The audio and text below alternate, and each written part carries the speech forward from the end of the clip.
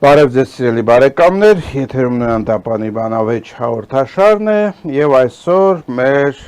զրույցին մասնակցում են կրոնագետ փիլիսոփա Վարդան Խաչատրյանը, ֆիզիկա-մաթեմատիկական գիտությունների դոկտոր Աշոտ Գևորգյանը եւ Քոչարի ազգային վերածնունդ կուսակցության ղեկավար Արտակ Սարգսյանը։ Ողջունում եմ պարոնայք։ Մենք այս ֆորմատով պլյուս մեկ արել ենք էլի բանավեճ, հետաքրքիր բանավեճ է ստացվել։ Այսօր ես ուզում եմ մենք խոսենք մի փոքր այլ թեմաների մասին։ Տրամպի գործողությունները Դավոսում այդ նոր կառույցի ստեղծումը, որը որ շատերի կարծիքով պիտի փոխարինի ՄԱԿ-ը, Միացյալ Ազգերի կազմակերպությունը, Հայաստանի միացումը այդ կազմակերպության, ընդհանրապես Տրամպի գործողությունները բերում են նրան, որ կարծես թե ամենուր փլուզվում են միջազգային օրենքները կամ կանոնները, որոնք որ տասնամյակներով կառուցվել են Երկրորդ համաշխարհային պատերազմից հետո, եւ ստեղծվել է մի հետաքրքիր իրավիճակ, որ Ամերիկան առանձնացել է Եվրոպայից, օրենքները չեն գործում եւ այս իրավիճակի մեջ մենք մեր ուրեմն հիմնական շեշտը դրել ենք, հավանաբար մեր իշխանությունները դրել են TTIP-ի վրա, որպես ուրեմն միջազգային աշխարհամասերը կապող իրար ճանապարհ, որ պիտի ուրեմն այդ ճանապարհը Հայաստանի համար դառնա տնտեսական զարգացման եւ բարգավաճման ուրեմն մի հնարավորություն։ Ես առաջարկում եմ այսօր մեր զրույցը սկսենք ընդհանրապես միջազգային այդ իրավունքի փլուզման ակնհայտ սիմպտոմներից, որը որ ասենք շատ երկրների պետությունների ղեկավարների, որ մինչև այդ կոմֆորտ վիճակում են եղել, իմացել են ովքեր են իրենց դաշնակիցները, ովքեր են իրենց թշնամիները, հիմա մի փոքր խառնված են իրար եւ հետո աստիճանաբար կվերադառնանք ուրեմն այս ամենին նայելով Հայաստանի աչքերին։ Պարոն Խաչատրյան, ձեր կարծիքով այս իրավիճակը միջազգային իրավունքի անկման, այսպես մեկ երկրի ղեկավարի կողմից ուրեմն չհամաձայնեցված քայլերը իր ՆԱՏՕ-ի դաշնակիցների հետ, իր տնտեսական դաշնակիցների հետ, շատ հաճախ նրանց դեմ արված գործողությունները ինչի հետևանք են, սա արդյոք մեկ անհատի ուրեմն պատկերացումների արդյունք է, որ եկել է դարել է նախագահ եւ իր պատկերացումներն է իրականացնում առանց աչու ձախ նայելու, թե այստեղ կան ինչ որ օբյեկտիվ իրողություններ, որոնք Տրամպը ջրի երես է վերանում։ Իմ խորին համոզմամբ կա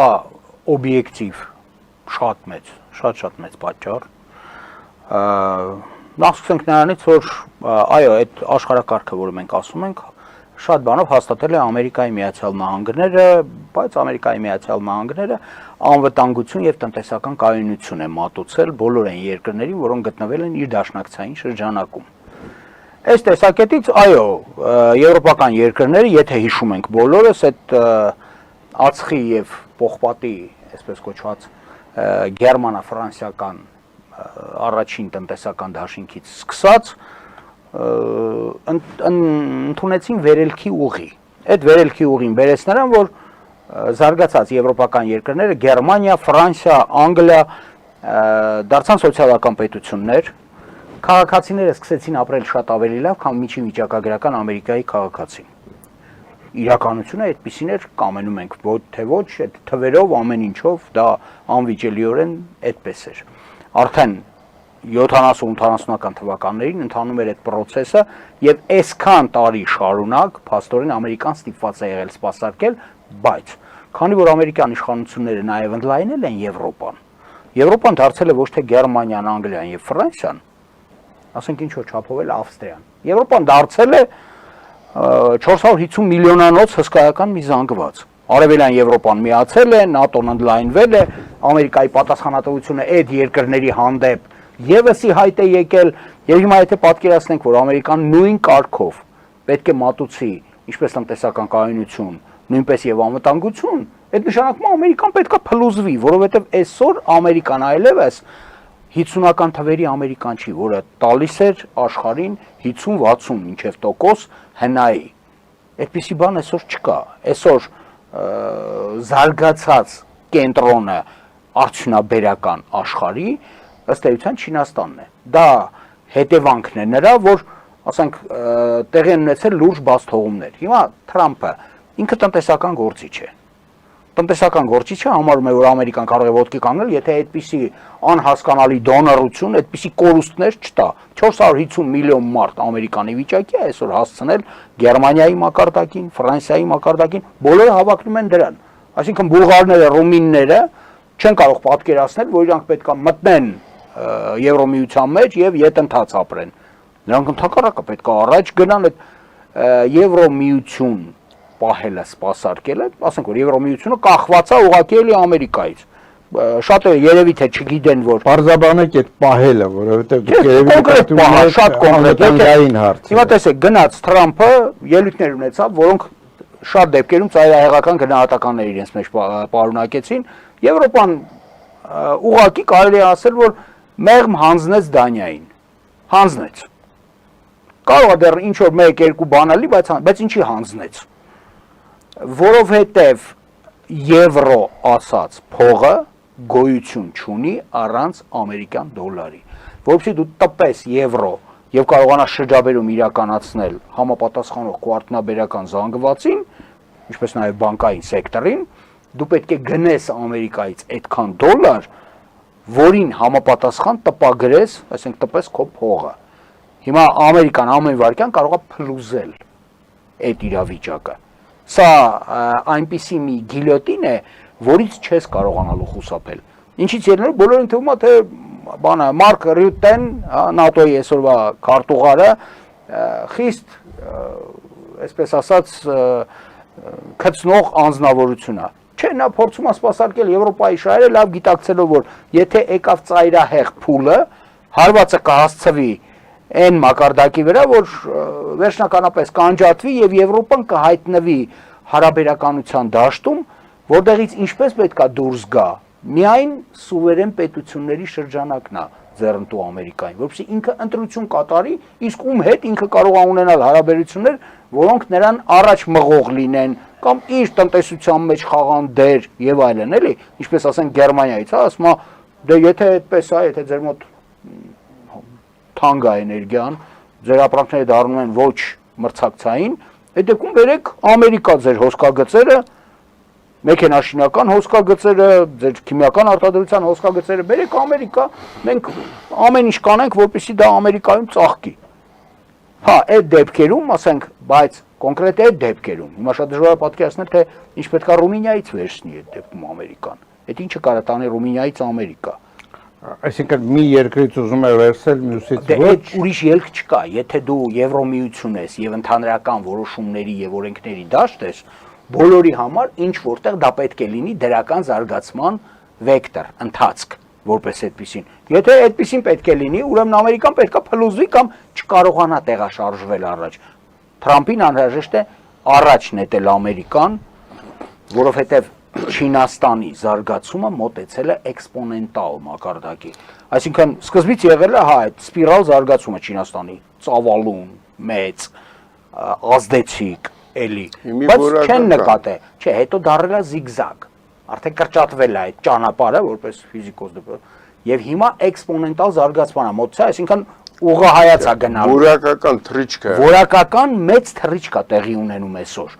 Ինչից ելնելով Ամերիկան պետք է գործի եւ գործելու հիմնական գործիքն էլ կամենում ես թե չէ դառնում է ռազմական բաղադրիչը։ Մենք ասում ենք իսկ ինչի՞ է ռազմական բաղադրիչը դրես գործողությունների մեջ, իսկ ի՞նչը պետք է դնել գործողությունների մեջ, եթե արդյունաբերությունը որպես այդպեսին չի խաղում այն դերը, ինչը խաղացել է միշտ։ Շնորհակալություն, պարոն Խաչատրյան, պարոն Սարգսյան, կիսում եք արդյոք պարոն Խաչատրյանի մոտեցումը եւ ձեր կարծիքով այս խաղի կանոնների բացակայությունը ինչի կարող է բերել մեր տարածաշրջանը։ Լավ, շնորհակալություն հրավերի համար, տեսեք, որոշ չափով կիսում եմ, ընդհանրապես միջազգային կազմակերպությունները, WHO, IMF կամ այս United MAC-ը, հա, այդ բոլորը վաղուց էին թույլացել,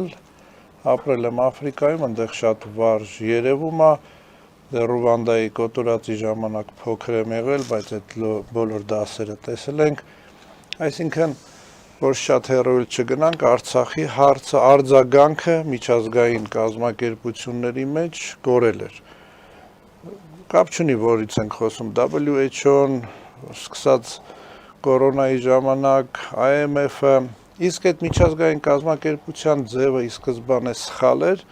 եւ կարելի է նայել, որ Ստալինից հետո կորավ, որովհետեւ այդ միջազգային կազմակերպությունները ՄԱԿ-ից սկսած աշխատում էին փողի հիմունքի վրա։ Այսինքն, երբ որ ֆինանսավորումը չէին տալիս մի երկրի, անվտանգությունը չէր լինում եւ գործում էր միայն շահը։ Ոչ մի դեպքում ցավոտ փաստ է, բայց պետությունները, այդ կազմակերպությունները չեն սատարում պետությանը կամ առաջնորդին, նրանք միշտ սատարել են շահը, իրենց շահերի կանխատեսումը, կայունությունը։ Հիմա ինչ է կատարվում այս աշխարհում եւ տրիպը մեր վզին ով ժողովրդի լեզվով ասած փաթաթեց Ռուսաստանը։ Ով փաթաթ նոյեմբերի 9-ով նրանք բերեցին մեր վզին, հիմա Պուտինի ճանապարհ պիտի կոչվեր, հիմա կոչվում է Տրամպի ճանապարհ, ինչի դա չկա Ադրբեջանի մեջով այդ անցնող շարունակությունը, իսկ մեր հանրությունն անես մոլորված է, որ չի հասկանում, որ 4 միլիարդից ավել մարդ կապնվելու է իրար հետ, հա, ու դա չեն թողելու, որ մենք անենք, մենք այնքան թույլ օղակենք այս մեջ շահի 4 միլիարդից ավել մարդու կապելու, հա, բիզնես կապելու հետ, որ այնտեղ գերտերությունների շահեր կա, հələ թիվը պատկերացրեք, 4 միլիարդից ավել կապնվելու են իրար հետ, այս Հայաստանի այդ տրիպ կոչված ճանապարհով։ Հիմա այդ տրիպը մեզ ինչ տվեց, կարճ ժամանակով նա ապահովեց Սյունիքի անվտանգությունը, չի կարելի դա թաքցնել, որ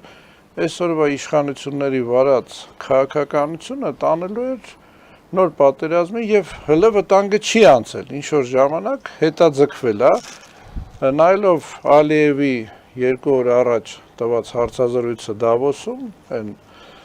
բլանդինկա ժուրնալիստին, նա բացահայտ ասում է 16 երկրի ես նավթ եմ տալիս Եվրոպայում, որից 10-ը Եվրոմիության անդամ պետություններ են, եւ ես միակն եմ, որ այդքան շատ գազ եմ տալիս, կներեք, Եվրոպային, ոչ անուղակի ասում է, ինչ անելու եմ, ինչ չխանգարեք։ Ես միակն եմ, որ ձեզ ապահովում եմ, ու չի ասում, որ դա ռուսական գազն է, Ադրբեջանը գազ չունի այդքան, ընդհանրապես չունի, հա, անուղակի Եվրոպայի վրա ավելի հանքերն են իրանց մոտ։ Հա, անուղակի ավելի թանկ գնով այդ իրանց չարչիությունը, հա, միջնորդի իրանք քանի որ ոչ մի բան չեն ստեղծագործում, այո, դալալությունը, իրանք ոչ մի բան չեն ստեղծագործում, այդ դալալությունը դարերով եկել է Ռուսաստանի նավթը հասցնում այնտեղ ու ասում եմ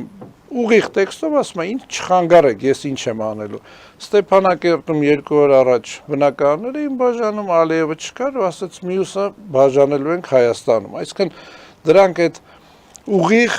արձագանքներ չստացվող միջազգային կազմակերպություններից ինչ ցույց եմ տալիս, ինչ է այդ միջազգային կազմակերպությունները այսօր Տրամպը ինչ է անում։ Մի կողմից գովալի է Տրամպի արածը, քանի որ նա հասկանում է, որ այդքան փող ինքը տալիս է ու այն կեղծ անուղակի ձևով չի աշխատում, մեկը արվում է, այն ասում է եկեք բացենք քարտերը, մեկը էս է աշխատում, եկեք անունը դնենք, որ էս է աշխատում, վերջ։ Այդ որ հավաքվում ստից վետոներ եք դնում, չի աշխատում, մեկը մենք մեր արածն ենք անում, ասում է, ես խեմ փող տալ, եկեք դուք ամեն մեկը միլիարդ փող տվեք, հիմա Հայաստանին է հրավիրել մյուսին, մենք ասում ենք լավ, Հայաստանին հրավիրել եք, լավ եք արել, մանդատը ունեք կես տրիլիոնի, հա, այդ Վիլսոնյան Հայաստանի, այդտեղից $1 միլիարդը վերցրեք, հա, 320 միլիարդ դոլար, դե համարյա կես տրիլիոն փող է, հա, այնտեղ ոսկով, ոչ թե փողով, եկեք այդ $1 միլիարդը այնտեղից հանեք, տրիպը մեզ ինչով է ձեռք տալի, էլի եմ ասում, եթե մենակ տրիպ ենք վերցնում, ինքը մեզ անձեռնտու ինչ-որ համակարգ է, այդ 25-75 թե ինչ է, ու էլի եմ ասում, մենք ամբիցիաների հետևից չգնանք, ոչ ոք չի թողելու սենց թույլ երկրին 4 միլիարդից ավել մարդ բիզնես իրար հետ կապել, էլի դա չեղած բան է, էլի, ասկան երկրագնդի կեսից ավելը կապնվելու է մեր հողով ու մենք ենք վերահսկելու, էդի մենք ընկնելու ենք իլյուզիաների հետևից, բայց եթե փաթեթով վերցնենք, ասենք Ամերիկան այդ տրիպի ժամանակ մեզ տալիս է մեր խախտված իրավունքների հարցը, մեզ տալիս է մեր տարածքային ամբողջականությունը, Արցախի հարցը չէ, Արցախի ազատագրումը, Նախիջևանի ազատագրումը, դա մեզ շատ ձեռնատու տարբերակ է, ստեղ մենք 25% ենք վերցնում, բայց այն մյուս կողմից մենք վերականգնում ենք, ասենք, Արցախի հարց, Արցախ, ազատագրում Նախիջևանի եւ նույնիսկ այն մյուս Մերձկասպյան, դա էլ վարակիչ է լինելու, հա, այն բռնի միացրած ժողովուրդների հարցն է լուծվելու, այդ դեպքում շատ լավ ծրագիր է, իսկ այնց տրիպ ես, եթե մենակ տրիպ... Մի ճշտող հարց տամ ձեզ, եթե կարելի է։ Մեր իշխանություններից ոչ մեկը երբևէ նման հարցեր չի բարձրացրել որևէ մեկի առաջ։ Եվ ես ավելի քան վստահ եմ, որ Թրամփի մոտ էլ այդ հարցերը որպես այդպեսին բարձրացված չեն։ Բարձրացվելու դեպքում դուք չեք կարծում, որ Թրամփը կվերաբերվի այդ հարցին այնպես, ինչպես իր սենյակում խայտարակարեց Զելենսկուն, որ եթե դուք ուժ չունեք, ուրեմն պետքա զիջեք։ Հիմա ինչ եք կարծում, որ ամերիկյան քաղաքականությունը Թրամփի կարող է տանել նրան, որ թույլ երկիրը, որը ունի իրավունք, ուրեմն այդ իրավունքը ինչ որ ձևով վերականգնի։ Դա ասեմ, ճիշտ ասացիք, ոչ ոք չի ասել, նայել չի մերժել։ Հենց այսօրվա իշխանությունից չենք գնում։ Բոլոր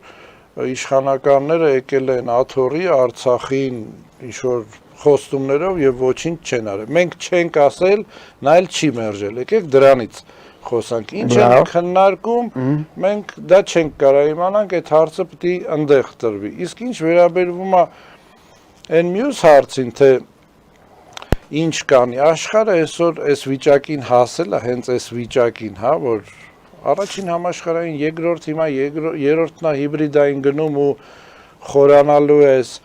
զենքերի ձևերով շատ վատ ձև է ավելի գնում, հա, դա հենց ստեղծվել է հայերի խախտված իրավունքները չճանաչելուց հետո, երբ որ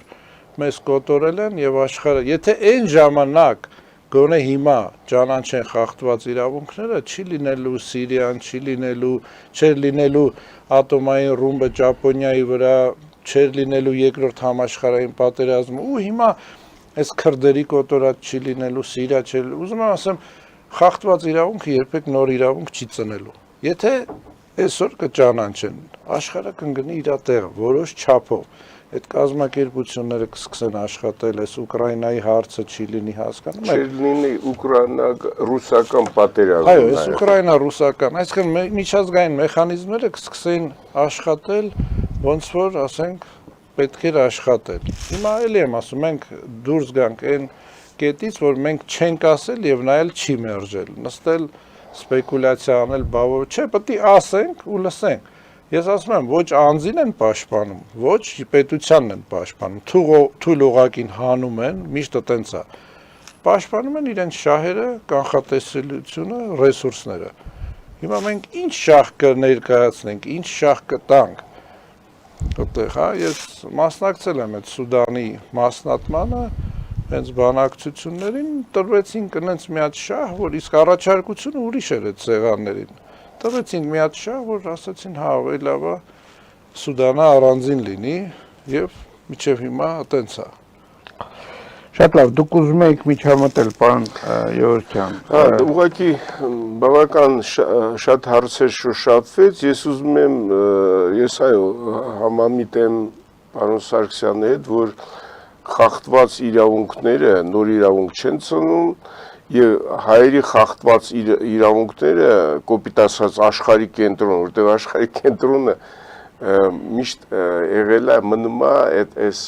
բարձրավանդակը հայկական եւ պատահական չի որ հիմի այդ ստեղա այդ բոլոր գերտերությունների շահերը բախվում, որը մենք պետքա թույլ չտանք բախում հիմի եւ այս բոլոր պատերազմները հետեւը եւ ռուս-ուկրաինական պատերազմը այդ ռուսները ինչ էին մտածում որ թուրքերին սիրաշահում էին մեր հաշվին, որպեսզի Ուկրաինայի վրա հարձակում անում։ Ես ներքին վիճակը շատ լավ գիտեմ, տեղյակ եմ, էլի, հեռավոր արևելքից մինչև Կալինինգրադ, էլի, այստեղ չեմ ուզում ասեմ, խայտառակ վիճակ է, այն որ մեր հայրենակիցներ կան, որոնք ինչ որ մի տարիք են, որ ասենք գնացել են օրվա հացը այսպես վաստակում են, ասենք կա ենթադրենք ուտելիք եւ այլն, իրանք չեն պատկերացնում, թե ինչ փլուզում է գնում Ռուսաստանում, էլի, եւ այդ արել են իրանց ղեկավարությունը, նես չի որ մենք մեզ իհարկե մեր մեղավորությունն է, որ ժամանակին մենք ակտիվ չենք եղել Ռուսաստանում եւ թույլ ենք տվել, որ մեր այն թշնամական տարերը օգտագործի այդ գերտերությանը մեր դեմ, որը եղել է 44 օրյա պատերազմին ընթացքում։ Ինչ վերաբերում է դե միջազգային իրավունքին, մենք տեսել ենք այդ փլուզումը սիստեմատիկ արդեն գալիս էր շատ շուտվանից, ասենք 3 գերտերություն գարանտ էին կանգնել, որ պետքա Արցախի հարցը լուծվի խաղաղ ճանապարհով բայց փաստացի երկու գերտերություն Ռուսաստանը եւ Ամերիկան համաձայնված ձևով խախտեցին այդ բանը այդ հարցը եւ ռազմական ճանապարհով լուծվեց այդ հարցը մենք կարայինք հակազդենք ես վստահ եմ այո կարայինք եթե մեր իշխանությունները սկսած Լևոն Տեր-Պետրոսյանից մինչև սա, որը ես համարում եմ նույն իշխանությունը, ուղղակի տեղի ունեցել իշխանության հանձնում։ Այո, հիմարներ կան, որ դեռ մտածում են հեղափոխություն են արել եւ այլն, բացարձակ կեղծ բան է։ Ես ուղղակի Լևոն Տեր-Պետրոսյանն այսպես նստել ենք, խոսացել ենք 2008 թվական, երբ որ ինքը ասում էր ինձ օգտագործեք գործիք, որպեսզի ազատվենք մոնղոլ թաթարներից։ Ի նկատի Սերժ Սարգսյան եւ Քոչարյան, էլ ես ասում բայց մի բերանացի կարամ ասեմ թե ինչ էր ասում, բայց ամենակարևոր հարցը տվյալ դեպքում այն էր, որ ինքը գտնում էր, որ Ղարաբաղը պետքա մնար Ադրբեջանի կազմում ինքնավարության եւ այլ կարգավիճակով։ Այդ դեպքում ինչեր եկել դա, այսինքն ինչեր մտել Ղարաբաղ կոմիտեի մեջ։ Երբ որ 92 թվականին ինքը արդեն հարցազրույց էր տվել, որ պետքա մնա այդ անօրինական կազմավորման կազմում։ Հայկական 94 սկզբնական 94-96% բնակության այդ կազմը, որը բոլշևիկները հանձնել էին նրան։ Ուզում ասեմ միջազգային իրավունքը տոտալ փլուզման ընթացքում էր եւ Թրամփը ուղղակի կատալիզատորի դեր է խաղում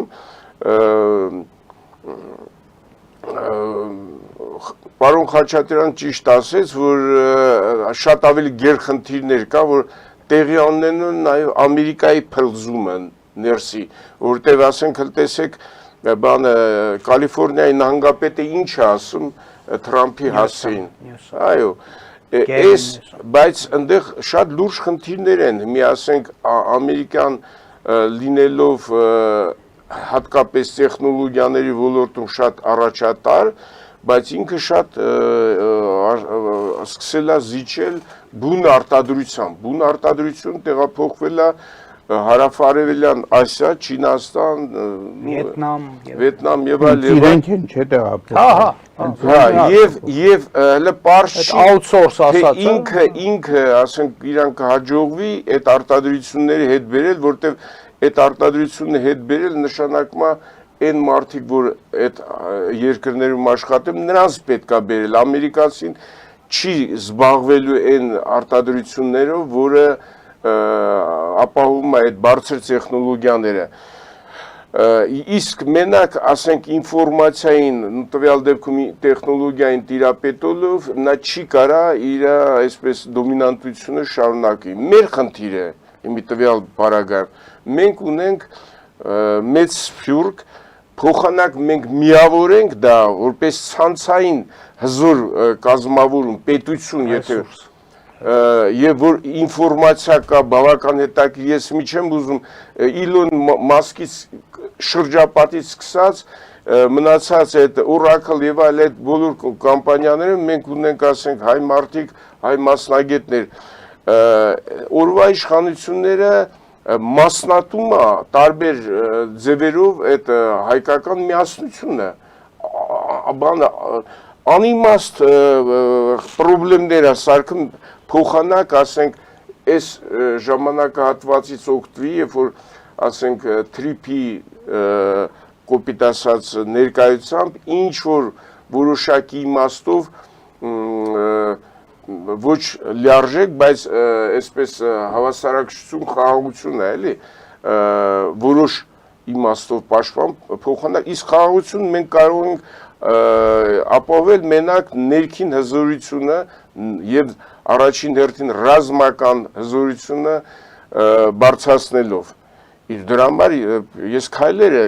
բավարար չեմ տեսնում։ Հիմի ասենք մենք մտել ենք այդ մեծ հորձանուտի մեջ, մենք չենք կարող այդ հորձանուտի դեմ պայքարենք, մենք պետք է ուղղակի ճիշտ վերադասավորենք, ճիշտ, այսպես ասած, կոմունիկացիաներ ստեղծենք, օրինակ ասենք, սենց ասեմ, մենք ունենք մեծ հասարակական կազմակերպություն, հայք եւ այլն, այդ շրջանակներում ռուս էքսպերտների հետ խոսացել ենք, ես առաջարկ եմ արել, ասեմ դուք դժգոհ եք, որ բանը թրիփ է առաջանում եւ ճանապարհ, բայց չնայած դուք եք հիմքը դրել։ Դա պետք է ներ Պուտինի ճանապարհը շատ ավելի վատ պայմաններով։ Հիմա ես առաջարկում եմ ուրիշ տարբերակ, որ դուք կարաք էապես ձեր վիճակը բարելավեք, այդ բանը Սյունիքով անցնող երկաթուղին, որը ես բազմաթիվ անգամ խոսացել եմ այդ երկաթուղին, որը լրիվ ռեալիստիկ է եւ այլ կարելի է անցկացնել ուղղակի հյուսիս-հարավ, այնպես որ Մոսկվայից կոպիտ ասած այդ երկաթուղին Թբիլիսիով բանով Երևանով Պարսիսով դուք շատ կարճ ճանապարհով հատվեք։ Այդ մարդիկ ասեցին, այս շատ հետաքրքիր ծրագիր է, բան, ես զարմացա, այդտես տարական բաները, ասի էսա, ամբողջ հետազոտական աշխատանքը մասնագիտական ծրագիրը մոտս կա, երբ ասեք, ես պատրաստ եմ այդ ծրագիրը տրամադրեք, արեք մասնակցեք հյուսիս-հարավ այդ ճանապարհի կառուցմանը, որ Պարսից ծոցը կմիացնի եւ մինչեւ Սանկտ Պետերբուրգ եւ Արևելյան Եվրոպա, որի ծախսատարությունը չնչին է, ասենք կոպիտ 3.5 միլիարդ դոլար, դա ծիծաղելի փող է այն գումարների համար, որ հիմի Ռուսաստանը ծախսել է այդ պատերազմում եւ ասենք ահռելի կորուստներ, խոսքը արդեն գնա 1.5 միլիոն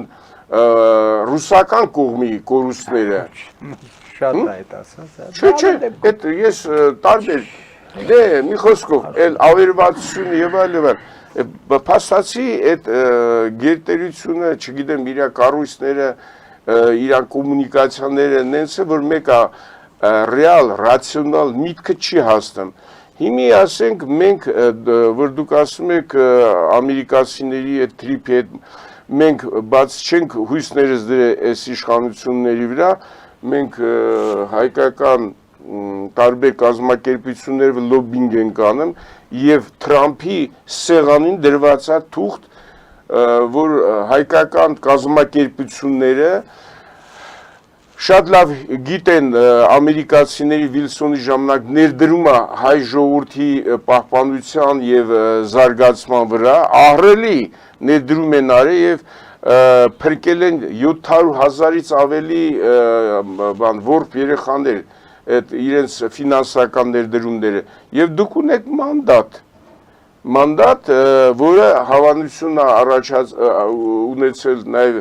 52 երկրների կողմից, որ մանդատը տրվում է Ամերիկայի Միացյալ Նահանգներին եւ ցեղասպանության հետևանքների վերացման։ Դա օրակարգային հարց է, մենք պետք է աշխատենք այդ ուղղությամբ եւ աշխատում ենք անդադար այդ ուղղությամբ եւ հույս ունենք, որ ամերիկյան կողմը կհասկանա եւ հետ առաջ պետք է այդ մանդատը դրվի սեղանին։ Առանց այդ հիմնարար սկզբունքը հարգելով չի կարող միտեղ տեղի ունենա հիմնարար սկզբունքների համաշխարհային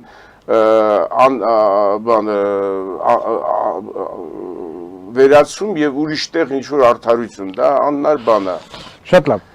Ես առաջարկում եմ հիմա դուրս գալ կարճատև գովազդային դադարի, մենք արդեն հեռախոսազանգեր ունենք, կփորձենք նաև պատասխանել հեռախոսազանգերին եւ հաջորդ մեր հաղորդման հատվածում ավելի շատ այնուամենայնիվ այս բոլոր հարցերին նայենք հայաստանյան աչքերով, Հայաստանի տեսակետից։ Գովազդ է եթերում։ Ֆելիչե ժամանակակից ատամնաբուժական կլինիկա։ Այստեղ հարմարավետությունն ու խնամքն առաջնային են։ Այստեղ կիրառվում են ատամնաբուժական ամենաժամանակակից տեխնոլոգիաներ, ճշգրիտ ախտորոշում, արդյունավետ բուժում, նուրբ փորձառություն եւ անհատական մոտեցում։ Սկսած սովորական մանրուքներից մինչև առաջադեմ ընթացակարգեր, այստեղ դուք գտնվում եք բարձր որակավորում ունեցող եւ փորձառու ատամնաբուժական մասնագետների ձեռքերում։ Մեր բարեկամական եւ հյուրընկալ անձնակազմն այստեղ է յուրաքանչյուր այցը հաճելի դարձնելու համար։ Ֆելիչե, ձեր առողջ եւ ամենաերջանիկ շպիտը սկսվում է այստեղից։ Եկեք եւ բացահայտեք նորարարության փորձագիտության եւ կարեկցանքի կատարյալ համադրությունը։ Վաճառվում է գերմանական հնաոճ դաշնամուր 1892 թվականի արտադրության ֆոն Մուրբախ։ Գտնվում է գերազանց վիճակում։ Կինը 15000 ԱՄՆ դոլար։ Հեռախոսահամար 094 115 310։ Երևան փոստը Գրանադա Հյուզում տեղեկացնում եմ։ Դրամական փոխանցումներ 1%-ով։ Օդանավով 1 փաունդը 2.99։ Նավով ուղարկեք 1 արկղ, երկրորդ արկղը անվճար։ Ավտոմեքենաների փոխադրում անհավատալի արժեքներով։ Ինչպես նաև կահույք եւ մեծ չափի բեռների փոխադրում։ Ջակփաթ հագուստի խանութը երկրորդ մասնաճյուղն է բացել Գլենդելի սրտում, որտեղ կարող եք ձեռք բերել եվրոպական եւ ամերիկյան ընտիր հագուստեղեն, կոշկեղեն, աքսեսուարներ, պայուսակներ ամենահարմար արժեքներով։ Նաև կարող եք ցանկացած ապրանք պատվիրել եւ ձեռք բերել կարճ ժամանակում։ Ջակփաթի Գլենդելի հասցեն է 1135 North Pacific Avenue, հեռախոս 818 813 2252։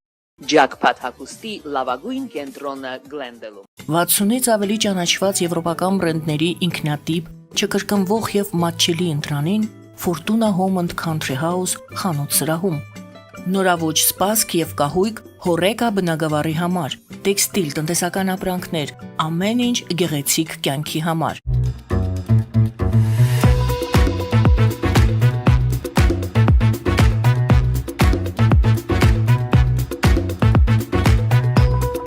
Արարատ ռեստորան, ընտանեկան եւ ընկերական ժամանցի լավագույն հասցե, սիրված արտիստներ, հյուրընկալ մթնոլորտ, հարուստ ճաշացան, անմահական խորտիկներ։ Արարատ ռեստորան, հասցեն անփոփոխ, սիրով սպասում ենք ձեզ։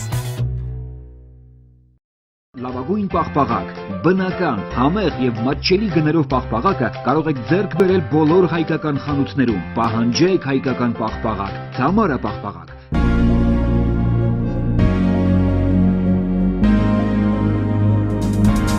Տպագրեք ձեր գիրքը Նոյան տապան տպագրատանը, ինչպես նաև թերթեր, ամսագրեր, բուկլետներ եւ այլն։ Հասցեն քաղաք Երևան, Իսահակյան 28 առաջին հարկ։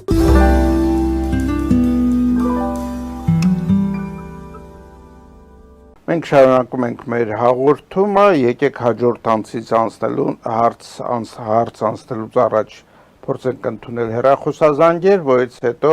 կշարունակենք մեր զրույցը։ Բարև ձեզ, դուք եթերում եք։ Խնդրեմ նախ Պարոն Հարությունյան, ողջունում ձեր հյուրերին հրավեր գլենդելից, հատկապես ջերմորեն ցանկանում եմ ողջունել պարոն Խաշատյանին, աստվածաբան փիլիսոփա, մենք Երևանում եղել ենք մոտիկ հարևաններ եւ ծանոթներ, Վասնաջան ընտանիքով ջերմորեն ձեզ ողջունում ենք։ Բայց հիմա ես հարցը տամ, հարցը բոլորի համար է, եւ պարոն Խաշատյանի, եւ Գևորգյանի, եւ Սարգսյանի, նախ մեկ փաստ արձանագրեմ եւ հետո հարցը։ Դա ես ասել եմ բազմիցս նայապանի եթերում, 4 տարի առաջ մենք կորցնում էինք Սյունիքը, Ջերմուկը 22 թվականին, արևմուտքի ներգրավումից հետո չի եղել ետ մեկ ներխուժում, սկզբում եվրոդիտորդները եւ հիմա թրիփը։ Արևմուտքը կարող էր թույլ տալ, որ Թուրքիան, Ադրբեջանը գրավեն, բայց նա գացեք չարեց։ Առաջին հարցը, հնարավոր է, որ ամեն դեպքում արևմուտքին եւ Եվրոպային եւ Թրամփին ձեռնտու է, որ Հայաստանի հետ վերահսկի, բայց Հայաստանի հետ այդ կարևոր ճանապարհը։ Եվ եթե դա այդպես է, հնարավոր է, որ մեր երազանքները ավելի հավանական դառնա դրանց լուծումը, եթե մենք դառնանք ավելի վստահելի գործընկեր արևմուտքի համար, այսինքն դադարենք լինել Ռուսաստանի դաշնակից եւ կցորդ, դուրս գանք հապկից, ԵԱՏՄ-ից, դիմենք Եվրոմիության եւ դաշնակցենք Միացյալ Նահանգների արևմուտքի հետ։ Հնարավոր է, որ դա լինի ճանապարհը։ Շնորհակալություն, պարոն։ Շնորհակալություն, ով կուզի առաջինը պատասխանել։ Այս անգամ խնդրեմ, հաշվից սկսենք, որ Պարոն Սարգսյան, խնդրեմ։ Նախ շնորհակալություն հարցի համար, սկսեմ վերջից, դուրս գանք հապկից, դուրս գանք մյուս կազմակերպություններից, մենք մեր ծրագիրը կարանք ասենք, Հայաստանը ընդհանրապես վեկտոր չպետք է ունենա, պետք է լինի Սինգապուրի պես, մենք ասել ենք մի պետություն եւ լինի կամուրջ, ամենակարևորը, նույնիսկ Ռուսաստանի համար Հայաստանը կարող էր այսօր կամուրջ լինել Ուկրաինայի պատերազմի համար, բայց դրա համար պետք է քաղաքական կամ կարանք կամուրջ լինենք Պարսկաստանի եւ Իսրայելի միջև, մենք առաջարկել ենք նույնիսկ ժողովրդական դիպլոմատիայով, հետո գաղտնի հանդիպումներով, հիմա ինչ վերաբերում է տրիպը որպես երաշխիք, այո, ես նշեցի, որ տրիպը ժամանակավոր երաշխիք է, եվրոդիտորդներից հետո հող տվել ենք, Տավուշի մարզում մենք հող ենք տվել, պետք չէր զինված, այսինքն մեր այսօրվա իշխանությունները հանդիսանում են այլ երկրի ներկայացուցիչներ եւ երբ որ Ալիևը ասում է այս անգամ զենքով չեն գնալու, նա ուղիղ տեքստով ասում է, այսինքն եթե քո երկիրը հանձնում է, դրսի ժողովուրդն էլ, դրսի իշխանություններն էլ ասում են, դե եթե իր ժողովուրդը հանդուրժում է, իր կառավարությունը հանձնում է, թող հանձնի։ Ու այսօրվա իշխանությունների համար ես էլ եմ կրկնում, եթե միայն մնա Բաղրամյանը ու Մաշտոցով ասեն դուք էլ այս երկրի վարչապետն եք, իրանք գնալու են այդ զիջողականությանը, այս կեղծ խաղաղություն, որ այսօր կա իսկականում զիջողականություն է, լավ տեղ չի տանելու, միակողմանի բևեռ Հայաստանին այսօր ընդունելը, այսօր ես ասում եմ, երբ որ մենք այդքան ուժեղ չենք, մենակ ունենք ռեսուրսներ, որը որ բացի ռեսուրսներից այդ տրանզիտի ճանապարհը, բայց այդ տրանզիտի ճանապարհն է Ամերիկան այսօր շատ հեշտ կարա լուծի վաղը Պարսկաստանի հետ կնստի սեղանին եւ այդ տրանզիտը Պարսկաստանով կանցնի, նրանք արդեն Վրաստանով այդ ախր քյալակով ունեն ճանապարհ, որը չի օգտագործում, չեն օգտագործում, ասեմ թույլ օղակին իրանք կարան միշտ դուրս թողեն։ Մեկ օր Տրամփին պետք, մեկ ժամ պետք, գիտենք Տրամփի այդ փոփոխականությունը, հա, տեսանք Գրենլանդիայի, ինչքան սրացրեց եւ մի րոպեից ասեց լավ, վերջացրել ենք այդ հարցը, մեկ օր պետք, մեկ րոպե պետք, որ ասի ես Իրանի հետ այսօր նստում եմ սեղանին եւ խոսում եմ ու Հայաստանը ընդհանրապես այս տրիպից դուրս է մնալու, ընդհանրապես այդ տրիպից նա դուրս կմնա եւ այնեն չի որ ընդեղ էլ հարիվ են ու չեն քննարկում այդ տարբերակները, քանի որ վստահությունը այսօրվա իշխանությունների վրա այնտեղ էլ այդքան շատ չի, հա, Տրամպն այսօր ժպտաց Փաշինյանի երեսին, հա, Ադրբեջան պետության անունը մոռացավ, անցած անգամ Հայաստանի անունը մոռացավ, անցած անգամ Շուրեկավ Ալիևին ասեց, բա այն մեկը ուրա Փաշինյանի անունը մոռացավ, հա, երբ որ Ալիևը իր հետևներ նստած, Շուրեկավ անգլերեն ասեց, where is the other one, հա, ուրա այն մյուսը ուրա, էլի, անունը նույնիսկ մոռացել էր, ուզում եմ ասեմ, նրանք անհատների հետևից չեն կանգնելու են շահերի հետևից, ինչ շահ կարանք առաջարկենք, այս խաղաղությունը, պարբերական խաղաղությունը պահելու համար, բայց ասում եմ Ալիևի ելույթները թե այդ հարցազրույցին, որ 16 երկրի նավթ եմ տալի, թե այդ Ալիևի թույլատրությամբ Ստեփանակերտում բնակարաններ բաժանողները, որ ասեցին մյուս բնակարանները Հայաստանում են բաժանելու, այնտեղ խաղաղության ընդհանրապես գործիք մենք չենք տեսնում ու չի լինելու, դրանք չեն կանգնելու, ժամանակավոր զսպվածություն եղել է, բայց համաձայն չեմ, որ եվրոդիտորդներից հետո հող չի հանձնվել է Տավուշի մարզում, եվրոդիտորդները այդ ժամանակ գտնվում են Հայաստանում եւ նույնիսկ եվրոդիտորդները շատ վատ ձեկուցագիր էին տվել, որ ինչ-որ հողեր նույնիսկ Ադրբեջանին է պատկանում, ինչ վերաբերում է միջանցքներին, ժողովուրդ ջան, միջանցքներ լինում են տնտեսական, ռազմական, քաղաքական, այս տրիպը այդ բոլորը միացրել է, թե տնտեսական է, թե քաղաքական է, թե ռազմական է, այսինքն Ռուսաստանի շահը, Ռուսաստանը միջանցքի պես վաղուց մեր սահմանները ռուսական զորքերը պահում են, կա ես հող ունեմ կոչումը փշալարից այն կողմ, հա, որ ես իմ հողը պետք է անցագրով մտնեմ, երբ որ մարդ է գալիս պետք է անցագրով մտնի, հիմա չասեմ այդ հողս որտեղ է, բայց կոչումը փշալարից այն կողմ, պետք է ռուսական այդ սահմանապահ ծառայությունը ինձ անցագիր տա, որ ես գնամ իմ սեփական հողը, Հայաստանի տարածքն է, ու ոչ միայն ես, բոլորը, ով տեղ այդ փշալարից այն կողմ հող ունեն, այսքան էլ է կարիդոր, ինչ տարբերություն, հասկանում եք, այո, ժամանակավոր դադարա, եթե էլի եմ կրկնում, եթե մենք փաթեթով ենք վերցնում այս տրիպը, մեզ շատ ձեռնատու է, բայց եթե առանձին ենք վերցնում միակ 25-75 մեր սուվերեն վտանգը մեր սուվերեն տարածքներին։ Այո։ Մենք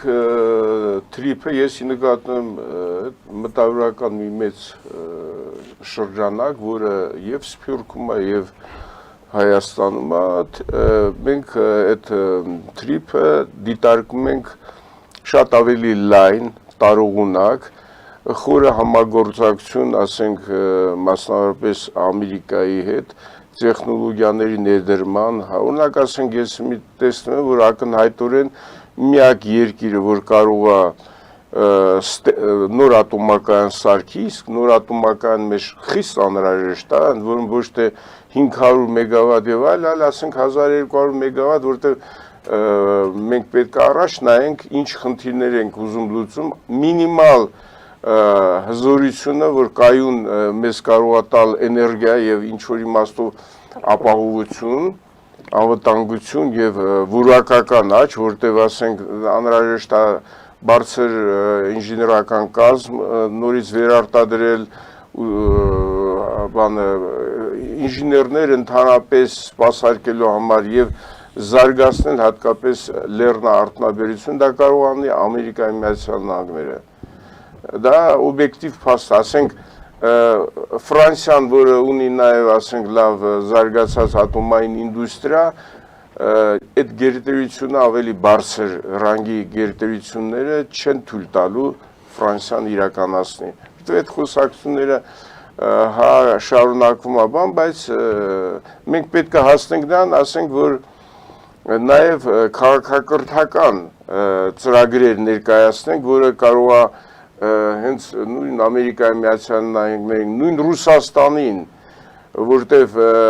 այդ ազգամիջյան խնդիրները Ռուսաստան նոր է բարձրանալու, շատ խիստ, որը կարող է բերի լրիվ տրոհմանը։ Եթե իրանք ցանկանում են, մենք այդ մեր հազարամյակների փորձը, որ կուտակված է, ոնց խաղացնել նույն ուկրաինացիների ու ռուսների մեջ, ոնց այդ հարցերը լուծել։ Մենք կարանք այդ բան անենք, նույն Իրանի եւ ասենք Իսրայելի մեջ Արևմտյան Կասպիայի խնդիրը, ասենք Ալիևը խոսում է, բայց այսօր ինքը ոչ նավթ ունի, ոչ էլ գազ։ Դա բոլորին հայտնի է, վաճառում է ռուսական նավթը, ասենք միջին եւ բոլորը իրենց էշի տեղ դրած Ղազախական միջին ասիական էշի տեղ դրած Եվրոպան, տեսեք Եվրոպան ինչ վիճակում է, որ ոչ մի ասենք վստահություն չի ներշնչում, էլի ինքը ռուսական գազը առնում է, նավթ առնում է Ալիևի միջոցով, երբ որ կարա վերջին հաշվով ուղիղ առներ այդ բաները։ Ումից, մենք ասենք այդ հարցը պետքա դրվի ճիշտ քաղաքակրթական ծիրում լուծվի։ Նույն Ռուսաստանից կարա առնի մի բան, բոլորին հայտնի է, որ փաստացի Ալիևը միջնորդ դերակատարություն է անում եւ իրան ոչ իրան նավթն է, ոչ իրա գազն է։ Բոլորին հայտնի է, բայց իրանց հիմարի տեղ են դնում։ Բայց այդ մեկը այդ բացահայտվել է, ինչ անում Թրամփը, փաստորեն դա լրիվ բացահայտում է։ Այդ խապկանքները, այդ սրիկայությունները եւ այլ։ Այնպես որ ես ողջունում եմ, որ ասենք մենք ասենք իսկապես խորը համագործակցության ծիր մտնենք, որը կապահովի մեր ազգային միասնությունը, ես ի նկատեմ Սփյուռքը եւ հայությունը կմիավորվի մի հատ մեծ հայքի մեջ միասնական, գիտարտադրական եւ այլ հարցեր երկպալատանի ասենք համակարգ մտցվի, դա կարող է թույլ տա եւ կարանի Ամերիկայի Միացյալ Նահանգները, բայց դա վնաս չի ոչ Իրանին, ոչ էլ բանին, Ռուսաստանին, որտեղ մեր խնդիրը չի թշնամանալ մեր հարևանների հետ, ասենք տվյալ դեպքում Իրանը, որի եթե մենք գնանք դեպի խորքերը, ուղղակի մենք շատ շնորհակալություն պարոն Նայք, եթե ավելացնելու բան ունեք խնդրեմ, պարզապես ես մի դիտարկում անեմ, այնպես չի, որ մենք այսպես ազատ վիճակում ենք եւ հանգիստ կարող ենք որոշել այսպես անել, թե այսպես չանել։ Իրականում մենք գտնվում ենք շատ մեծ աշխարհաքաղաքական ճնշման տակ, ընդ որում այդ ճնշումը տարբեր կողմերից է, տարբեր ձևերով է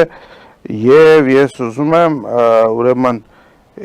երևի հաջորդ հարցի ժամանակ մենք խոսենք նաեւ այս վերջերս Հայաստանում շատ քննարկված Սոլովյովի իսկ իրականում Դուգինի դիրքորոշման շուրջը։ Պարոն Խաչատրյան, եթե բան ունեք ասելու այս հարցի հետ կապված, համեցեք։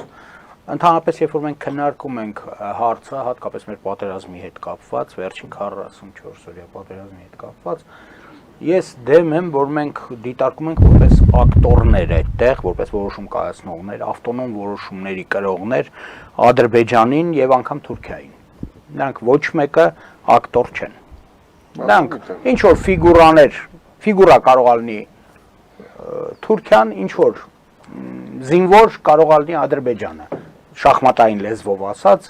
դա այդպես չի, էլի, եթե նրանք չունենային թույլատվությունը,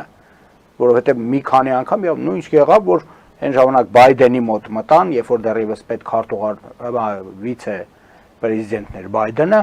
մտան Էրդողանը եւ Ալիևը եւ դուրս եկան, ասին, որ ստացել ենք թույլատվությունը Հայաստանի հետ, եթե չանց այդ քարոյա պատերազմի շրջաններ, որ հիմա մենք Էրդողանը դուրս եկավ եւ ժուրնալիստներին տվեց, այսպես ասած, ինտերվյուներ, իսկ ասաց, որ Ալիևը գնում է, որ պատերազմը գլխավորի Հայաստանի դեմ եւ այլն, որովհետեւ Բայդենից ստացել են կանաչ լույսը։ Եկան, չստացվեց, հետո Բայդենը,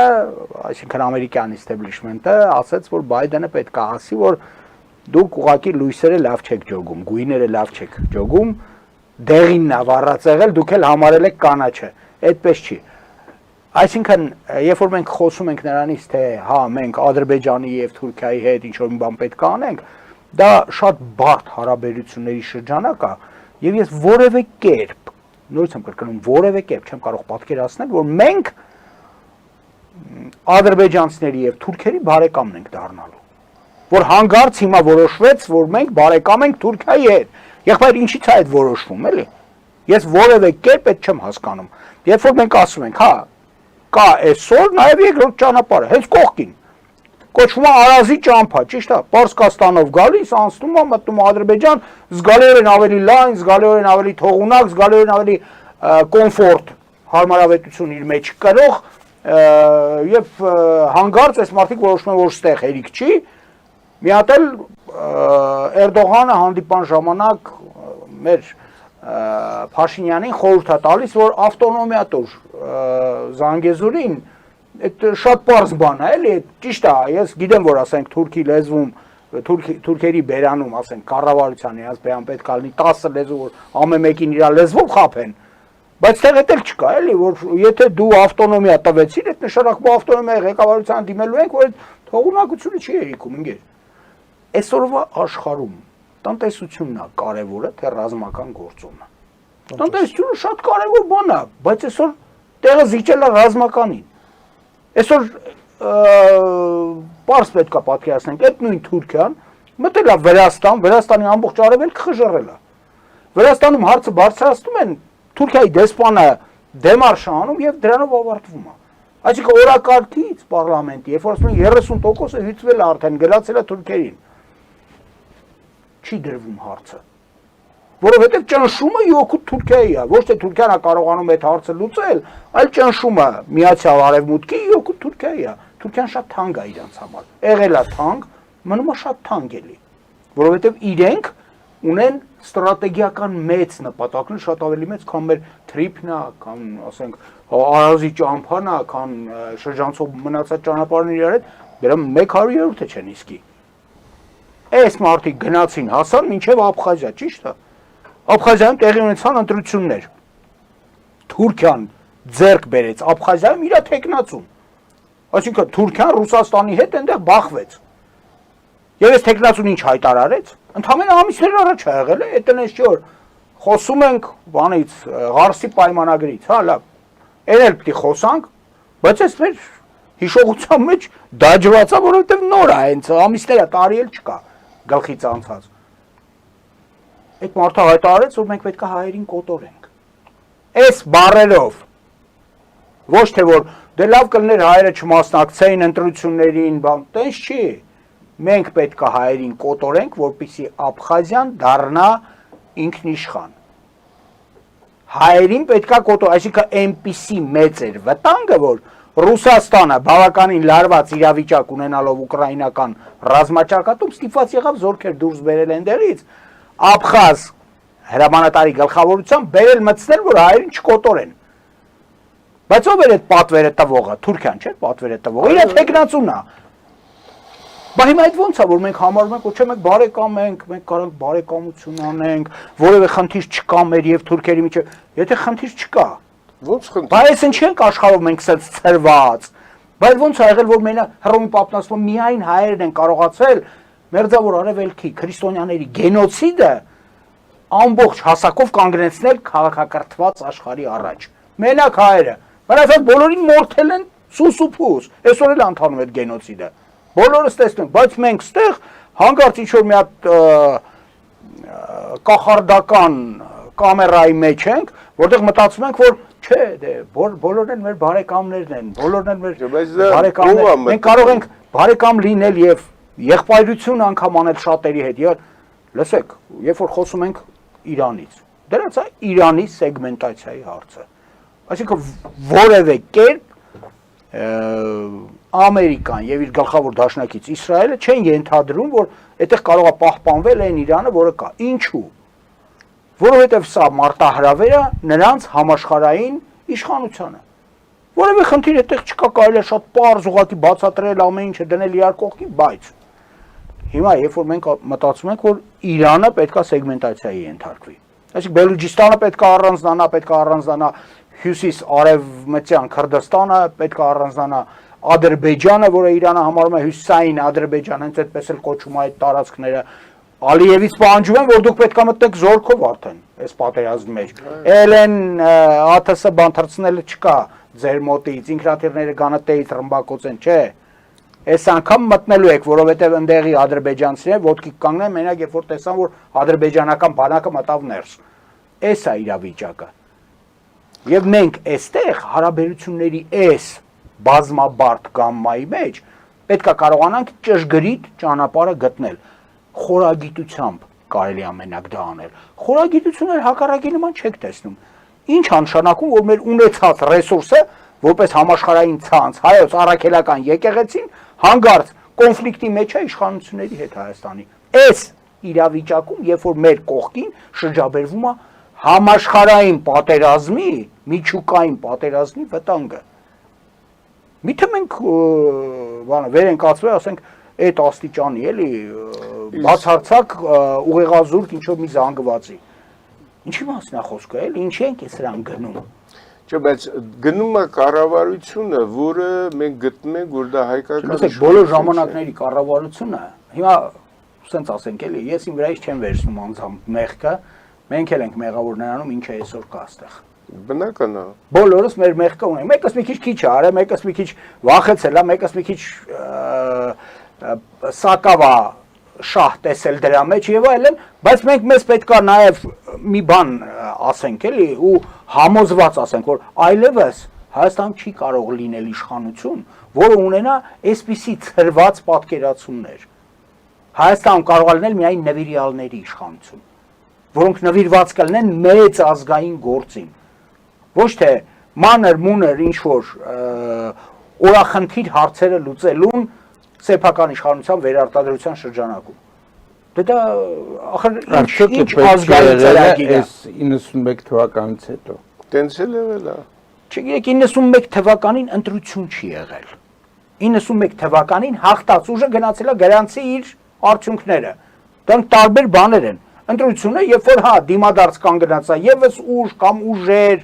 ընթանում է դինամիկ, այդպես բան չի եղել, բոլորս գիտենք, ներկա մարդիկ ենք, ապրել ենք, տեսել ենք, գնացեք քվեարկել ենք 91 թվականին, այո, հայոց համազգային շարժումը հաղթած ուժեր, որը գնում էր գրանցելու իր ցուցանիշը ու վերջ։ Մի ասեք, որ դա հա, այդպիսի եսիմինչ մի ընտրություն էր։ Ոչ։ Այ հիմա է ալնելու այդ ընտրությունը։ Հիմա ենք մենք պատասխան տալու ապագա սերունդների առաջ, ինչպես եւ անցյալի։ Եվ եթե մենք այսքանը չենք պատկերացնում, Քավլիցի, բերեք այսօրվանից ասենք էլի, որ չենք պատկերացնում, մի հատ մեծ կալոր սեղան սարքես Տիգրան ջան երևի, այդ կալոր սեղանին թողան բոլորը նստեն, իրաց փաստարկները դրեն սեղանին, հասկանանք ինչով ենք մենք պարակտվել, որ ամբողջ աշխարհը մեզ ներսից խաղացնի։ Ինչի՞ մեզ ներսից խաղացնեն, ինչի՞ հայերը չլինեն համաձույլ եւ նվիրյալը իրանց պետությանը, իրանց ազգի գործին, այդ ով է նվիրվում էլի ուրիշների գործերին, այդ ինչ աբսուրդ է։ Շատ լավ, բան Խաչատրյան, շատ խոյբ հարց եք բարձրացնում, ես պարզապես ուզում եմ ասել, որ ABC եթերում մեզ տրամադրված ժամանակը մոտեցավ ավարտին, ես ուզում եմ ABC մեր հեռուստադիտողներին հրաժեշտ տալ, իսկ մեր մնացած բոլոր հեռուստատեսություններով ընթացող ուղիղ եթերը կշարունակվի եւ մենք փորձենք ուրեմն նաեւ պատասխանել հեռախոսազանգերի, եթե այդպեսին լինեն։ Շարունակում ենք մեր հաղորդումը, ես հարցը տալուց առաջ ավելի շուտ առաջարկեցի, որ մենք քննարկենք ռուսական լրագրող Սալավյովի, բայց ավելի կարևոր է նաև ռուսական իդեոլոգ փիլիսոփա Դուգինի ասածը, որը համարում էր, որ ազգային պետությունները դրանք կախվեն, իրականում կա 3-4 բևեռ եւ ուրեմն եթե այդ պետությունները գալիս են այդ բևեռների հովանուների տակ, դրանք շարունակում են գոյություն ունենալ, եթե ոչ դրանք կորցնում են ամեն ավելին։ Ես առաջինը ուզում եմ Վարդանին փոխանցել խոսքը, որովհետեւ ճիշտ ասեմ, ես կասեմ բան, որը ինչ որտեղ մի քիչ կլինի երևի թե թույլատրելի եզրի խախտում, ես Դուգինին չեմ հարգում, որովհետև բայց դա կարող է չէ, ինչու չեմ հարգում, ուղղակի էդ էլ ասեմ, որովհետև մեր մեզ դիտողները հանգարց չմտածեն, որ ես անձնական ինչ-որ ատելություն, չէ։ Ես հիշում եմ, որ նա գնացել էր համալսարան եւ համալսարանում կախել էր իր ռեկլամը, որ ինքը այս պահին պատրաստ է դասավանդել 32 առարկա։ Ես հասկացա, որ այդ մարդը լուրջ մարդ չի, էլի։ Այսինքն չես կարա հարգես։ Այդ եվրասիական զանգվածը Ռուսաստանի տակ հավաքելու պատկերացումները, դրանք մտամոլագարության հետևանք են։ Դուք ինին լուրջ մի ընդունեք։ Հա, շատեր ընկել են նրա ազդեցության տակ, բան չունեն։ Կարևոր չի, որ ես ընդունեմ լուրջ։ Կարևոր է, որ ռուսական իշխանությունները լուրջ չեն ընդունել։ Հա, տրագեդիա է եղել, աղջկան տերորիստական ակտի արդյունքում սպանեցին, եթե հիշում եք, այրվեց մեքենայի մեջ, հոր աչքերի առաջ։ Սա ողբերգություն է եղել, ես որևէ կերպ չեմ ուզում այդ հարցը, ասենք, դիտարկվի։ Ուղղակի երբ որ մենք ասում ենք, որ ազգային պետությունները, մի հատ լավ հասկանանք, այդ որ ազգային պետությունների մասն է խոսքը։ Հայաստանի Ոչ, նա ասում է բոլոր ազգային պետությունը, հա, հասկացանք հիմա, երբ որ Հայաստանը եղել է ազգային պետություն, որպես այդպիսին, նու մեծ մասը Եվրոպայում գոյություն ունեցող պետությունների գոյություն չեն ունեցել, Ռուսաստանը գոյություն չի ունեցել եւ այլն եւ այլն։ Հայերը ունիկալ ազգ են, նրանք հաղթահարել են ժամանակները աստղալույսի նման, եկել հասել են մինչև մեր օրերը, մեր հարակից բոլոր ժողովուրդները, որոնք ունեցել են կայսրություններ, ինչպես ասորիները, ինչպես բաբելացիները, բոլոր ցած են սահել պատմության թատերաբեմից։ Մնացել ենք մենք։ Երբ որ խոսում են այտենց, թող մի հատ պատկերացնեն, հիմա ո՞րն է ավելի մեծ, Հայաստանը, թե կամայական երկիր։ Եթե վերցնենք պատմությամբ Հայաստանի եկող, իր անթեղած արժեքների բազմություններով, գիտության մեջ տված էֆեկտով համաշխարհային քաղաքակրթության համար, թե այդ երկիրը, կամայական երկիր վերցնենք, մենք յուրաքանչյուրի հետ մրցակցային ենք։ Ու տենց ոչ մեկը թող մեր հետ չխոսա։ Առավել եւս դուգինը, որը 32 առարկա ուզում է կարդա, ուրեմն ցնդած է լրիվ։ Հա, բայց դուք խոսում եք դուգինի չհարգելու մասին, բայց ես խոսում եմ նրա մասին, որ դուգինը Հիմա ինչ վերաբերում է Սալավիովի ասացին։ Չէ, տեսեք, դուգինը ասել է այն ինչ որ ինչը իրականացնելու ճանապարհը խոսել է Սալավիովը, որը մենք գիտենք, որ չի կարող խոսել առանց Սալավիովը դա չի խոսել։ Սալավիովը ինքը նու հասկանալի է, որ խոսել է այն մասին, որ պետք է վերականգնվի, այսինքն եթե Տրամպը հայտարարում է, որ գոյություն ունի այսօրվա միակ ճանապարհը, որ յուրաքանչյուր գերտերություն ունենա իր ազդեցության գոտին, ի՞նչն է այդ բանն ասում է։ Ինքը նաև ասում է, որ մենք ռուսական ազդեցության գոտի երկրներ ենք։ Այո։ Հիշում եք, չէ՞, իր այդ ելույթը։ Հա, ու այսպես Որ ասենք 10 տարի Պուտինը չկարողացավ իբրթե իրենք խոսել են Պուտինի հետ, 10 տարի Պուտինը ասում է, ես չեմ կարողացել, դու ինչպես խաղաղություն հաստատեցիր։ Նույնիսկ չգիտեմ ինչքան են խոսացել, ինչքան չէ, հա, բան չունեմ ասելու, դա հիմա Տրամպն է, մի բան ասում, մի բան հետո փոխում, հա, դա ես տենց չեմ կարող որևէ մեկի համար ասենք այստեղ գարանտիաներ տալ, ասենք երաշխիքներ ներկայացնել մեր ժողովրդին, բայց եթե խոսքը վերաբերում է նրան թե Սալավիովի ասածն ինչ էր, այն որ հա, մերն էլ ամենահամեստ չափորոշիչներով նախկին խորհրդային միության սահմաններն էլ մեր ազդեցության գոտին են, որովհետև ավելի մեծին Ռուսաստանը այսօր հնարավորով չհավակնի այնպիսի գերտերությունների պայմաններով, ինչպիսին Չինաստանը եւ ինչպիսին Ամերիկայի Միացյալ Նահանգները։ Հա, իրանց ասածն էլ դա է, եւ դա շատ ավելի խելացի մարդիկ են առաջ մղողը, քան ինքը Սալավիովն է, քան դուգինը չեմ համարում էլ կա տենց այդ հələ ասենք Կարագանովը էլի հասկանանք էլի որ ինչ որ չափով կա խելացի մարդ է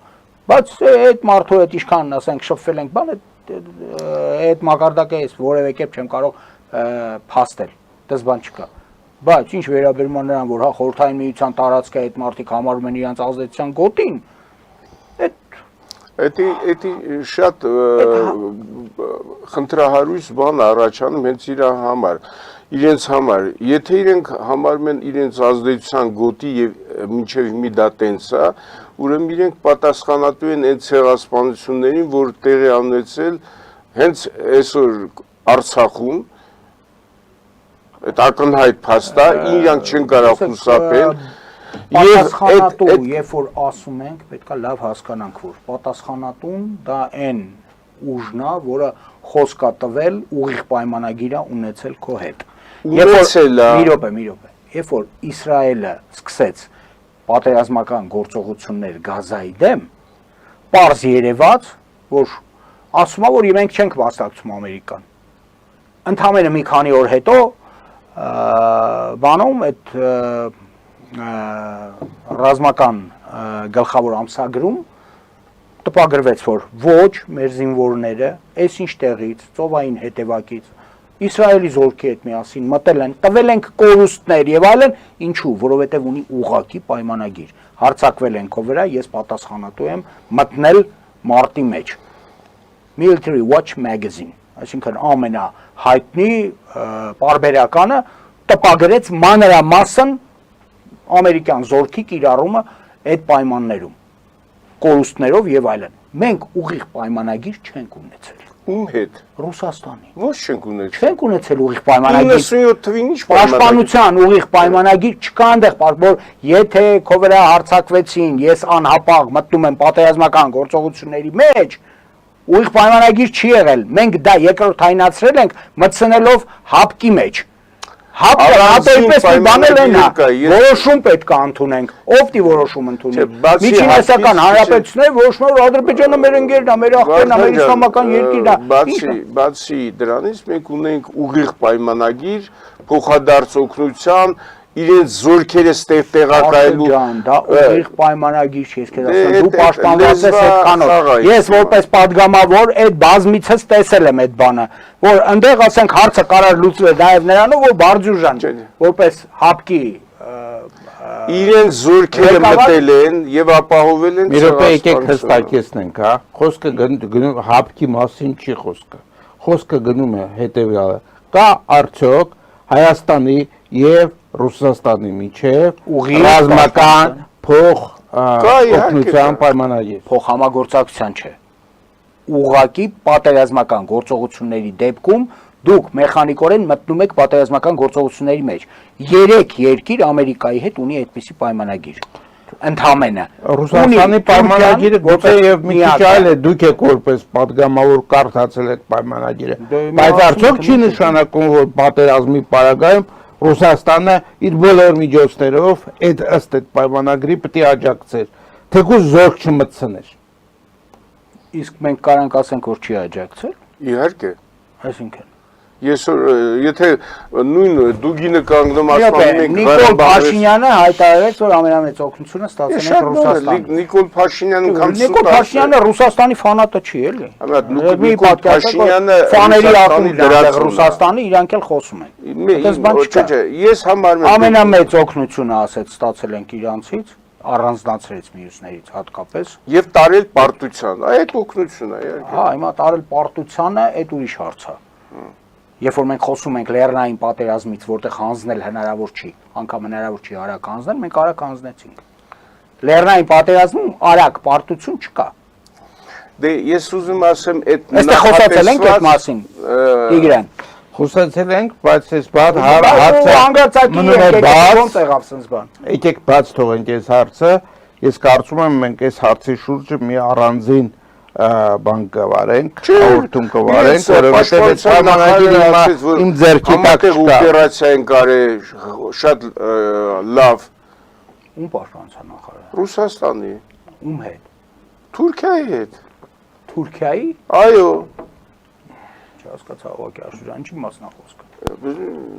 Բանը պաշտպանության Շոյգուն ասեց Առաջարկում եմ այս հարցը բաց թողենք եւ այս նույն հարցը ես խոսք ուզում եմ տամ Արտակ Սարգսյանին, ձեր մոտեցումը այս հարցին խնդրեմ։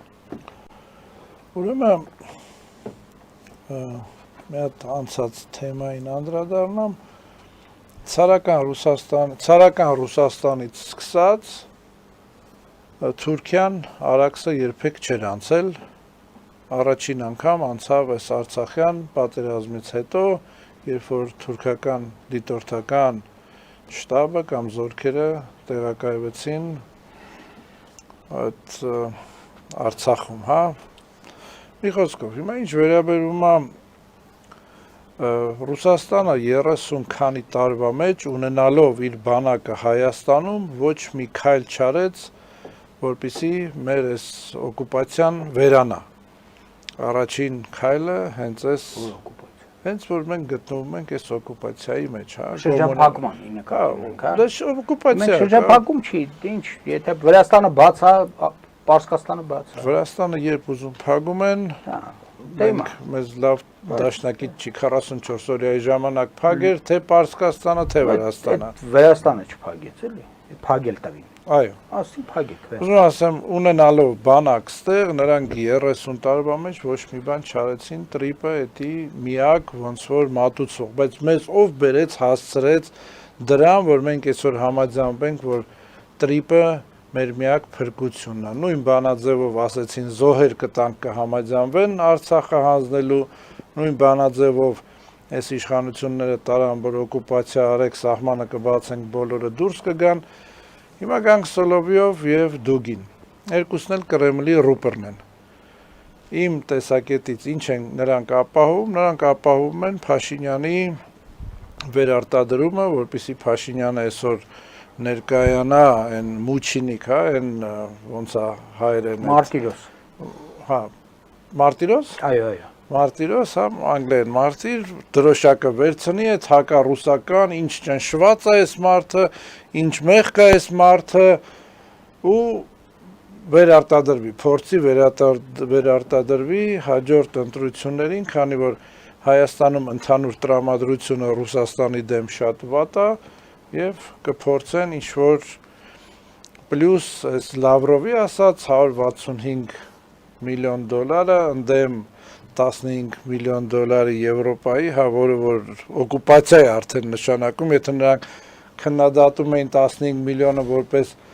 ասենք, ուղիղ ազդեցություն ընտրությունների վրա, այստեղ 165 միլիոնը քանի անգամ 11-12 անգամ ավել գումար է, դա արդեն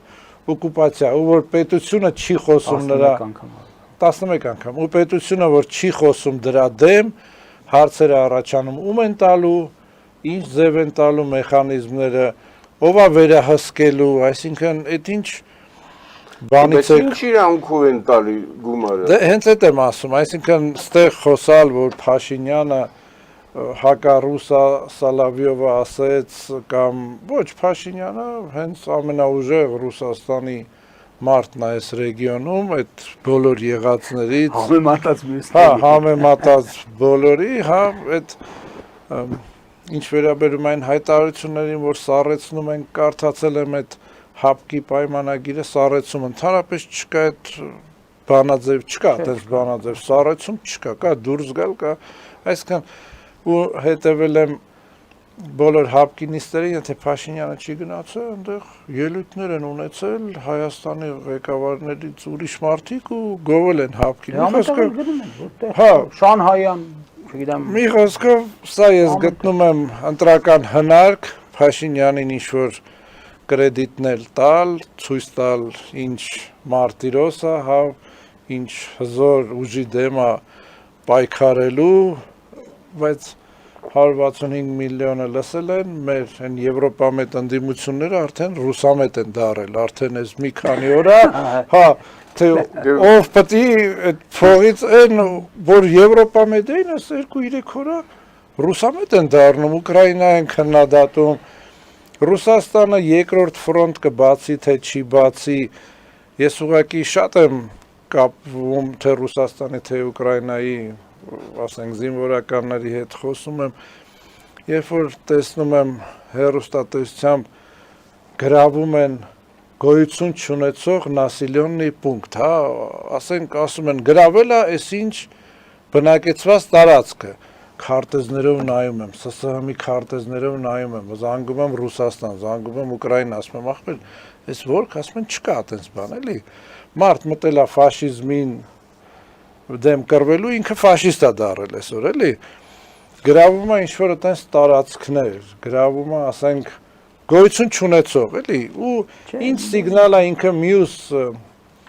այդ ՕՏԳ-ի մասնակիցներին ասում, ասենք, ինչ իրավական հիմքերով Հայաստանի դեմ պետքա հատուկ օպերացիա կատարվի, զինվորական օպերացիա կատարվի, եթե Հայաստանը չի հարձակվել Ռուսաստանի վրա, ասենք են հարցակվի հայստեղ։ Դե եթե իրավական բանից ես խոսում, միջազգային իրավունքից ես խոսում, որ դու հիմա ամենտեղ միջազգային իրավունք ես քարոզում, թե ռուսներին ընդեսպանում էին, որը արդեն մենք քննարկեցինք, որ չկա, այսինքն դու Ուզբեկստանին, Կազախստանին, Տաջիկստանին, Բելոռուսիային ինչ սիգնալ ես ուղարկում։ Իսկ վերաբերում է ՍՍՄ-ի վերացմանը, նրանք արդեն ակտիվ քննարկում են, որ ՍՍՄ-ը դե յուրե ոչ մի անգամ չի վերացել, այդ փաստաթուղթը, որ չի ստորագրվել ուղղակի ինչ-որ մի օրենքի խախտման բան։ Օրենքի խախտման եղել, հա, իհարկե նրանք ՍՍՀ երկուսին ուզում են, բայց արդյոք ձգում են դրան, հա։ Պուտինը այսօր ում մարդն է, Ռուսաստանի մարդն է։ Այդ ակտիվները, որ Եվրոպան օգտագործում է այսօր ռուսական այդ քանի միլիարդը 300 հա ում շնորհիվ է օգտագործում այդ ակտիվները Պուտինի շնորհիվ է հիմա այսինքն Պուտինը ում մարդն է արևելքի մարդն է ռուսական մարդն է ում մարդն է Լավուց կերած է այդ փողն է հա մի խոսքով ես գտնում եմ որ դա կեղծ հայտարարություն է Փաշինյանին մարտիրոս սարքելու համար դրոշակն տվեցին ձեռը որ ինչ-որ պոլիտիկալ մայլա չէ հավաքի Շնորհակալություն պարոնակ հետաքրքիր զրույցի համար ես անով կավարտեի մեր հաղորդումը բայց մենք ունենք հեռուստադիտող որը այս ամբողջ ժամանակ զանգահարում է ես առաջարկում եմ մի հատ փորձենք իրեն պատասխանել եւ նոր հաղորդումը ավարտել սրանից հետո ասել որ բարև ձեզ դուք եթերում եք Պարոնակ տեսեք դուք շտապել բարև խոսեցիք, բայց այ ազգի դերը եւ դարձ ինչ կարող անի դրա մասին շատ քիչ խոսել։ Տեսեք մի հատ օրինակ բերեմ, Նորվեգիայի նման երկիրը հայտարարեց, որ եթե պետք լինի, ինքը բոլորից ամեն ինչ կդառնագրավի ժողովրդից, եթե պետք լինի, որպեսզի դիմագրավի ռուսական երկրին։ Այդ իմաստով ասես մի հարց, մենք Հայաստանը ընդհանրապես ինչ ռեսուրս ունի, ինչ կարող ունենալ, եւ եթե նույնիսկ պետք լինի, ինչ է կարծում, Հայաստանը չպետք է մտցրի ռազմական կոմունիզմի դիկտատուրա, շնորհակալ եմ։ Շնորհակալություն։ Ինձ թվում է բավականին լայն հարց է սա, այդպես կարճ քննարկելու համար, բայց համեցեք։ Ամբողջ երկրի դիմադրողականությունն եմ ես ընկալում, էլի։ Ամբողջ խնդիրը նա է, որ մեզ պարակտում են, ստեղծել են օլիգարխիկ պետություն, որ տեսեք մեր օլիգարխիան պատերազմի ժամանակ իրեն ոնց պահեց։ Ես խնդրել եմ կարճ, որովհետև հաղորդումը վերջանում։ Եթե ոնց որ պարոն Խաչատրյանն է ասում, երկիրը ղեկավարեն բարեպաշտ եւ նվիրյալները, նվիրյալ մարդիկ, իսկապես հայ մարդիկ, ապա շատ արագ տեղի կունենա ազգի միասնականություն եւ այդ դեպքում կտեսնեք թե ինչ մեծ ռեսուրսներ ունի իսկապես հայ ազգը եւ մտավոր եւ ֆինանսական եւ մնացած ռեսուրսները շատ արագ կլինի եւ մենք եթե այդ բանը չքայքայեին մենք այս պատերազմը չէինք տանուլ տան ես չնայած ռազմական մասնագետ չեմ, բայց ես վստահաբար ասեմ, բերեք գեներալների հետ խոսենք, այս պատերազմը մենք կարանք նույնիսկ հաղթած դուրս գայինք, եթե ներսի ուղղորդված, այսպես ասած, տանուլ տալը չներ։ Այսինքն ներսից տեղի ունեցել մենք ցանկանում ես էլ կուզնայի Ինչ վերաբերում է բռնագրավելուն, մեր մոտ օրենք կա, դու դրա համար ասենք պիկապներին կամ այլ մեքենաներին քիչ գույքահարկ ես վճարում, քանի որ պատերազմական դրության ժամանակ դա ավտոմատ պետությունը վերցնում է, այսինքն այնտեղ օրենքով բռնագրավում է ամեն ինչ, եթե խոսքը գնում էր այդ ռեսուրսներին, զենքերը իհարկե օգտագործվելու է, դա օրենքով մեր մոտ հաստատված է եւ 44 օրյա ժամանակ մարդկան զանգում են, ասում են պիկապը բեր, մարդիկ կամ տեխնիկան բեր, մարդիկ տանում են։ Ես ուրիշ ռեսուրս Նորվեգիայից չեմ լսել, ինչ պետքա բռնագրավեր։ Ինչ վերաբերում է մենք դառնանք ավելի հզոր պետություն։ Իսկ թվում է դրա համար առանձին հաղորդում պետք է տանենք այս դրոնների վտանգավորության, էֆեկտիվության նոր ժամանակի պատերազմին համապատասխանելու։ Այո, տեսեք, եւ Հայաստանը այսօր պետք է ստեղծի, ունի այդ պոտենցիալը, որ ստեղծի մի բլոկ, որպեսզի ոչ ոք էլ դրոնների պատճառով ոչ ոք էլ ապահով չի գտնվում։ Այսինքն Ռուսաստանի ֆաշիզմը խփել է օղակներին, Կիևը սառում է, մյուս քաղաքները սառում են, 100,000-ավոր մարդիկ սառում են, դա ֆաշիզմը արդեն կոչվում, էլի։ Դա ինձ թվում է առանձին հաղորդում պետք է անենք, որ Հայաստանը ստեղծի մի օղակ, որ ոչ թե ասենք այս ատոմային զենքի դեմ, այլ հենց դրոնների դեմ պատասխանատվություն լինի, երբ կարան օգտագործվեն, ինչ ձևով կարան օգտագործվեն, ինչ վերաբերում է այն մյուսին, որ բարեկամ, լինենք բարեկամ, ոչ հզորանանք, մենք ճապոնյան չենք, որ ատոմային ռումբ գցելուց հետո գնանք Ամերիկայի ոտերը ընկնենք, ասենք մեզ կոտորեցիք, լավ, բայց թողեք զարգանանք, ոչ, մենք դրանց ոտերն էլ ընկնենք, մեկը մեզ կոտորելու են, հասկանում եք։ Հենա Աբխազիան օրինակ է։ Ինչ է։ Եթե կարելի է այս երկու բառ ուղղակի, հա, մեր շնորհակալ եմ հարցի համար հատկապես, որովհետև այն ռեսուրսը, որը ունենք մենք, բացառիկ է։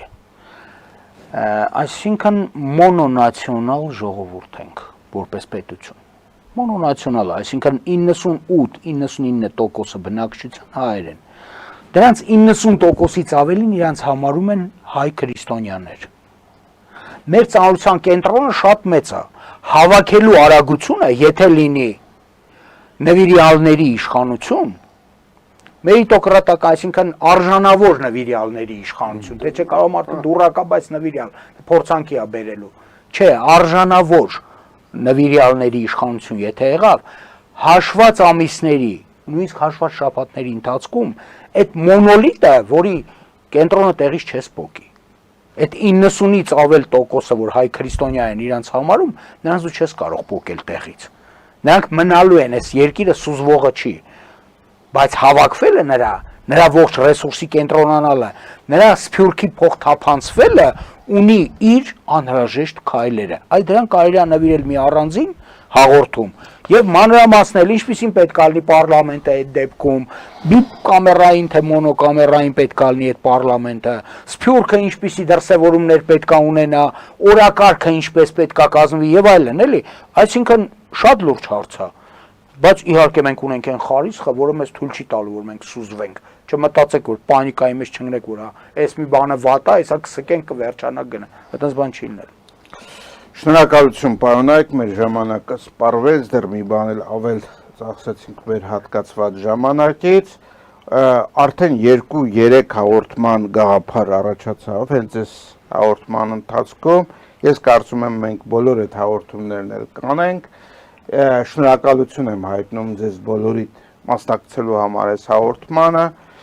Կարծում եմ կարևոր մտքեր արտահայտվեցին եւ մենք մտածելու բան դեռ շատ ունենք։ Սիրելի հեռուստադիտողներ, սանով մեր հաղորդումը ավարտվեց։ Մաղթում եմ ձեզ ամենայն բարիք եւ մինչեւ նոր հանդիպում։